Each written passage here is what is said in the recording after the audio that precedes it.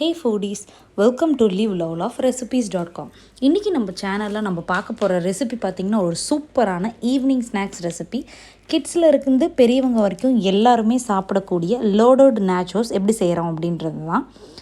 சீஸியான இந்த ரெசிபியை ரொம்ப ஈஸியாக நம்ம வீட்டிலே செஞ்சிடலாம். இதுக்கு டிப்பாக நம்ம சீஸ் சாஸும் செய்ய போகிறோம். வாங்க இது எப்படி செய்யலான்றதை பார்க்கலாம்.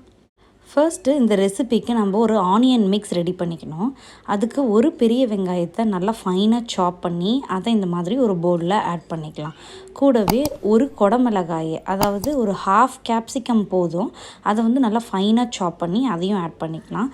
கூடவே ஒரு 1/4 டீஸ்பூன் அளவுக்கு ஒயிட் பெப்பர் பவுடர், தேவையான அளவுக்கு சால்ட் ஆட் பண்ணிக்கலாம்.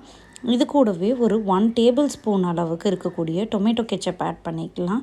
2 டேபிள் ஸ்பூன் இருக்கிற அளவுக்கு மயோனீஸ் ஆட் பண்ணிக்கலாம். இப்போது இது கூடவே சீசனிங்காக நம்ம சில பொருள் ஆட் பண்ண போகிறோம்.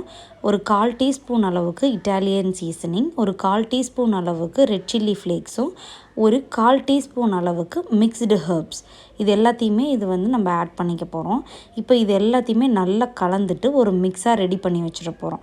நம்ம ஆட் பண்ணியிருக்க இந்த tomato ketchup, mayonnaise and seasoning இது எல்லாமே சேர்த்து இந்த வெங்காயமும் இந்த கேப்சிகமும் அப்படியே பச்சையாகவே சாப்பிட்றதுக்கு ரொம்ப நல்லா இருக்கிற மாதிரி இருக்கும். இப்போ நம்மளுக்கு அது ரெடி ஆகிடுச்சு. இப்போது ஒரு பேனை ஹீட் பண்ணிவிட்டு அதில் ஒரு 2 டேபிள் ஸ்பூன்ஸ் அளவுக்கு பட்டரை நல்லா சூடு பண்ணிக்கோங்க. பட்டர் நல்லா மெல்ட் ஆகி வரும்போது ஃப்ளேமை நல்லா லோவில் வச்சுட்டு ஒரு 1 டேபிள் ஸ்பூன் அளவுக்கு மைதா மாவு ஆட் பண்ணி நல்லா கலந்து விடுங்க. மைதா மாவு ஆட் பண்ணும்போது ஃப்ளேம் லோவில் தான் இருக்கணும். ஹை ஸ்பீடில் வச்சு நீங்கள் ஆட் பண்ணிங்க அப்படின்னா திரியாக ஆகிடும். இப்போ ஒரு கப் அளவுக்கு பால் ஆட் பண்ணிவிட்டு இந்த மாதிரி ஒரு விஸ்கை வச்சு லோ ஃப்ளேம்லேயே வச்சு நல்லா கலந்து விட்டுட்டே இருங்க.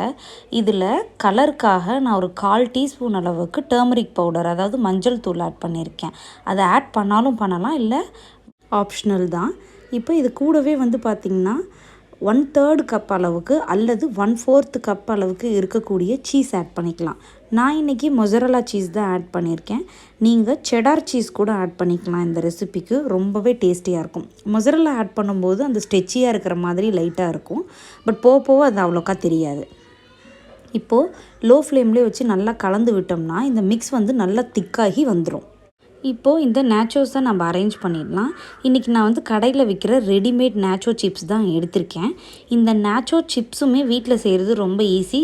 சீக்கிரத்தில் இந்த நேச்சோ சிப்ஸ் நம்ம வீட்டில் எப்படி செய்யலான்ற ரெசிபியும் நான் அப்லோட் பண்ணுறேன். இந்த சிப்ஸை நம்ம ஒரு பிளேட்டில் நல்லா இந்த மாதிரி அசம்பிள் பண்ணிக்கணும். அதுக்கு மேலே நம்ம onion and capsicum mix ready பண்ணோம் இல்லையா, அதை நல்லா இந்த மாதிரி ஒரு ஸ்பூனை வச்சு ஸ்ப்ரெட் பண்ணி விட்டுக்கோங்க. அதுக்கப்புறமா நம்ம சீஸ் சாஸ் செஞ்சோம் இல்லையா, அது அப்படியே மேலே நல்லா நிறைய ட்ரிசில் பண்ணி விட்டுட்டிங்க அப்படின்னா எடுத்து சாப்பிடும்போது எல்லா சிப்ஸ்லேயுமே நம்மளுக்கு அந்த ஆனியனும் இருக்கும், இந்த சீஸும் இருக்கும். ஸோ அது நல்லாயிருக்கும் சாப்பிட்றதுக்கு. கண்டிப்பாக இந்த ரெசிபியை நீங்களும் ட்ரை பண்ணி பார்த்துட்டு எப்படி வந்ததுன்றதை கமெண்ட்ஸில் சொல்லுங்கள். இந்த ரெசிபி உங்களுக்கு பிடிச்சிருந்தது அப்படின்னா மறக்காமல் நீங்கள் ட்ரை பண்ணுறதோட மட்டும் இல்லாமல் உங்கள் ஃப்ரெண்ட்ஸ் அண்ட் ரிலேட்டிவ்ஸ்க்கும் ஷேர் பண்ணிவிடுங்க. தேங்க்ஸ் ஃபார் வாட்சிங்.